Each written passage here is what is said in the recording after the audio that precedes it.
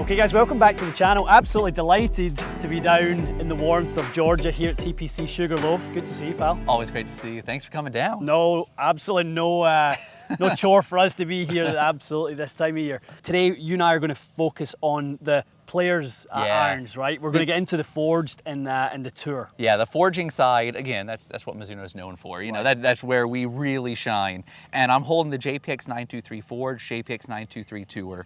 Both really nice step ups from the previous versions. I'll start with the Tour. Yeah. I mean, the Tour it's a beautiful golf club, and it became even more Tour than it was before. What I mean by that, it got more compact, got straighter lines, thinner top line, thinner sole, a little bit beefier. And one thing that we did, we actually added the copper underlay that we've had from the Mizuno Pro line. So again, the softest feel, most control imaginable. Right.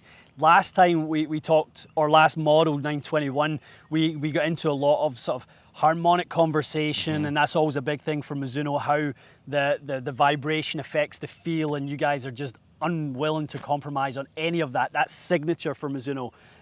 And we've got more of that going into here. You're exactly right. And what's funny is it's almost hurt us a little bit in years past in terms of a player's model. What I mean by that is we take the harmonics and the sound and the vibration character so seriously that we actually had a thicker top line compared to some of the industry. You know, you look at I'll talk about a Titleist TaylorMade Callaway blade.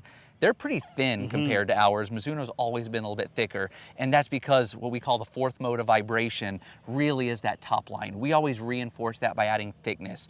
On this JPX Tour, we're using what we call our V chassis, where we actually, when you look at it, there's some reinforcement along here that allowed us to go thinner, but still keep this, the rigidity of it, so it still feels like a blade, but looks even thinner than ever before. And guys, remember that when you're looking and critiquing irons and thinking, oh, I wish they had thinned down the top line on this and that. No one's really looking for, that Mizuno in the house is looking for that top line to be thick. It performs a function. It has a reason for being the way that it is. And, you know, with those levers that we pull and all these things, I mean, there's a reason it was the size that it was in the last one. And it was, I know the cogs were turning in your mind. How do we thin that out? That's exactly the problem. right. Yeah, when you start with a player's club, you're like, okay, how small can I make it? How thin can I make it? That's where you are. And then anything you have to do to waver from that, you know you're offending somebody just a little bit. So we're always looking at ways to re-engineer things. But you're right, I mean, every last millimeter of this is dialed into perfection. Yeah. Let's talk about the other side of the club, the sole. Let's get into a little bit about, on both the Tour and the Forge models, slightly more rolled leading edge, right? Get that turf interaction just right so that the more sort of technically minded and the more sort of observant players can really get that feel that they want through the turf. That's right. When you look at the sole of this, it does differ from the sole of the JPX models in the past, where we have a little bit more roll to it, a little bit more camber, more rolled leading edge, and more rolled trailing edge. We actually added a little bit of bounce to it as well. Couple of reasons for that. You know, the modern player, especially those looking for this, they strike so aggressively down. We found that our soles were a little bit diggy, if anything. So that adding bounce actually helps for that. But you want to make sure that it's still going to play clean in and out of the turf, and that's where you roll that leading edge and trailing edge. Let's talk a little about Fords. For me, on the last model 921, this was the special one. This was the really, really special one. The look, the feel, the whole design characteristics, our sales reflected it. Yeah. How do you refine such an already excellent product? You know, it's fun with this one because it checks so many boxes. It's got some distance, it's got the feel, but ultimately what we wanted to try to do is we wanted to make the longer irons perform, you know, even higher, even hotter, but make sure those scoring irons get even more players because it's a Forge golf club. So similar to the Tour, it got smaller. The blade length itself from the end of the scoring lines to the toe got smaller, got more compact. We're using our chromoly material to make it a little bit hotter, but we flow that down to a 1025 in the scoring irons. So ultimately there's no give up in terms of feel. And what we did on the longer irons, we actually milled a little bit deeper into the toe and heel for more consistency. Again, it's all about consistency when you're talking forgings. That's why a player buys a Forge golf club. They want it to do the same thing every time. And even though we added ball speed, you're gonna get that out of the JPX Forge.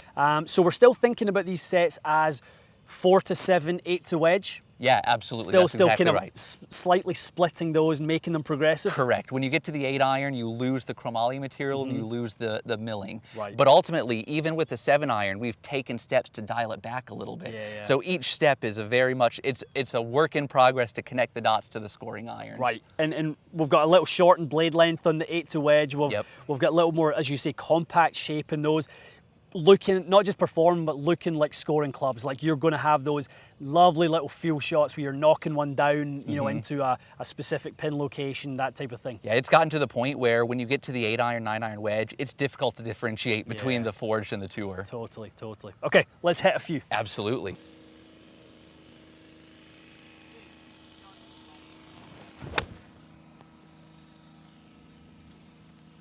So a little bottom groovy, but it's still flowing pretty good. Yeah. There's a good strike. Yeah, that was a little bit better. Yeah. So I think when people are seeing these lofts, and this by no means is a weak old school traditional loft, you know, not like the tour is a little bit on the weaker side. Spin rate there over 8,000, peak height at 100, and that's pretty good, carried 168. That's one of our keys here is always, you want playability out of each of these irons. Right. You know, getting the proper landing window is, launch window is one thing, landing angle is a huge thing. Totally. So you're right, there's such a trend right now of distance golf clubs that just come in too hot, that they aren't playable and they aren't, especially when you get into like scoring iron, stuff like that. The forged 8-iron, it's got to come in steep, it's got to land properly. So I love seeing it above 8,000, that's perfect. That's unbelievable.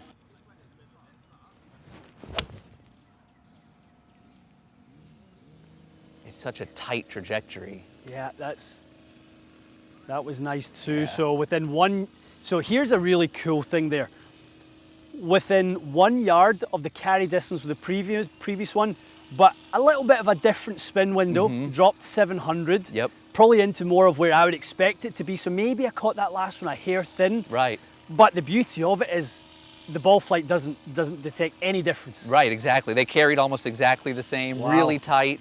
So as long as it ends up in the same spot, that's what you're looking for. Completely.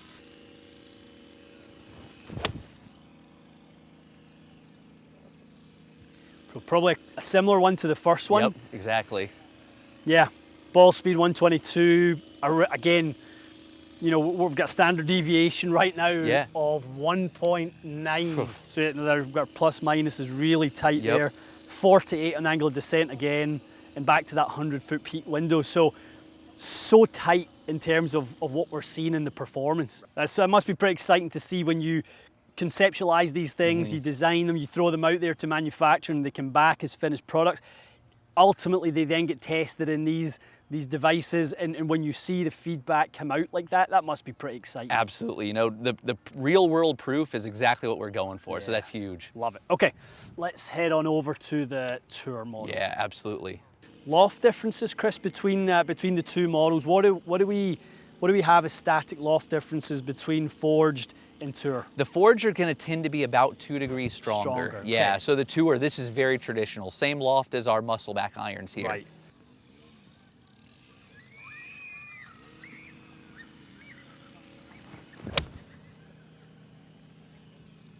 Yeah, a little different through the turf for sure. Got a little bit more into it. Yep. Yeah, a little bit narrower sole, a little bit more camber on it, but it's still skidded through that turf pretty good. It did. Yeah, nice. That was a nice one. That's about right for me. Good strike there. Interesting. So we got the spike in ball speed back right where you and I thought we would be. Yep. Spin rate went up quite a lot on that one. That one did. That one spun a little bit more, for sure. Let's be kind of fair to the iron, because we know the Rogue golf ball can play in these things. That's Pro V1X on that last one. I'm going to move away from that into the slightly lower spinning ball. Yep. Let's see, because I wouldn't play this iron and that ball. I just wouldn't play that combo. I would play the first iron and that ball. Yep. Because I know that I can utilize the technology and still manage the spin rates, but I'll go to standard.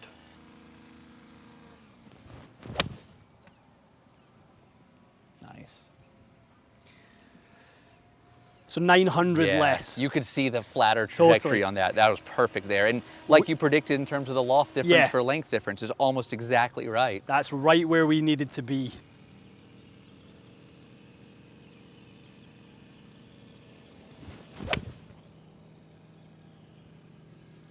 Really nice high ball flight, Chris, Yeah. and immediately.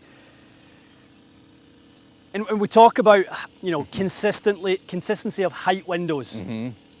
Exactly the same height window as the 8 iron.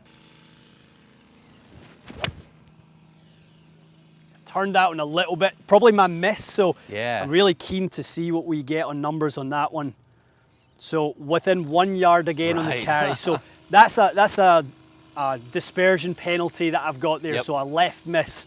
But in terms of the pulley one where the loft shuts down a little bit, we're not looking at something that's going to jump way through the back of the green. We've not gained 8 or 9 yards through a little bit of loft closure. The feel of the chromoly is incredible. Yeah. It's so soft. And that's just it. You know, when you're boosting a COR, there's the fear of a forged golf club not feeling like a forging. Yeah, For yeah. Mizuno, that's unacceptable. So Totally. that's where chromoly and that one-piece GrainFlow forged chromoly is so good. It feels great. And often when you hit these very thin-faced clubs, the pitch will go up a little bit, and you know, you'll start to kind of feel like you're hitting more of a wood style club, more kind of wood DNA to Right. it. But that's quite dull. It feels you know, it does feel like the feel lasts a long time. It's not pitchy and high.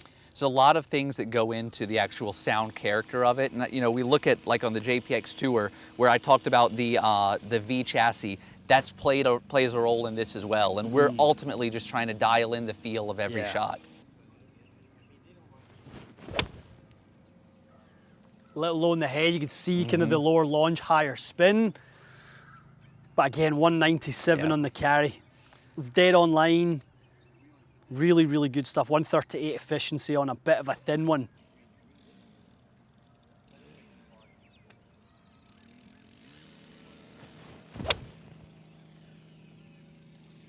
Great flight. Yeah, nice. Felt nice. Struck nice through a nice window. 200 yards right on our number, Chris. 45 and the land again. Peak height 97. Yeah, that's a dream to hit. Yeah, that's really good. That's going to be right on top of the last one. Yeah, when we look at the numbers, you know, on that it's within 0.3 of a mile an hour on ball speed. Spin has crept up 200 there. Little higher launch, 101 feet though. So Yeah. those little tiny changes in launch, you know, launch data ultimately result in like 1 yard of difference. Right. So 199 versus 200, 100 feet versus 101 feet. The consistency just shrinks with these golf clubs. Yeah, and that's what we're going for is consistency. That's why a player buys a forged golf club. They, you know, they're bringing a certain level of ball striking to the table. Obviously, you've got that ball striking, so you can see and interpret the little slight misses. I pull one, I push Yeah. one a little bit. But ultimately, if we can deliver the same results and the feedback for you to understand where I just struck that, that's what you want. Totally. In terms of these, this is a consistency, a playability story that's again on the next level of performance. For sure. This is Mizuno Pro. This is what we do. GrainFlow forgings, great feel, super fittable, and super consistent. Yeah, awesome. I love it. Okay, guys, hopefully those of you looking at a player's iron with little kind of attributes attached to that, whether it be the feel, whether it be the top line looks, whether it be a little bit long iron, your ball speed enhancement, whatever it is, hopefully within that, you've had enough information from the test there to look at what it is that's going to differentiate one model to another. Performance-wise, they are very, very tight, but there is going to be a preference over the two when you sit them down and when you actually start hitting them. So hopefully we can, you know, show a little bit of that here. Absolutely. Great stuff. Okay, guys, thanks for watching. We'll see you again soon.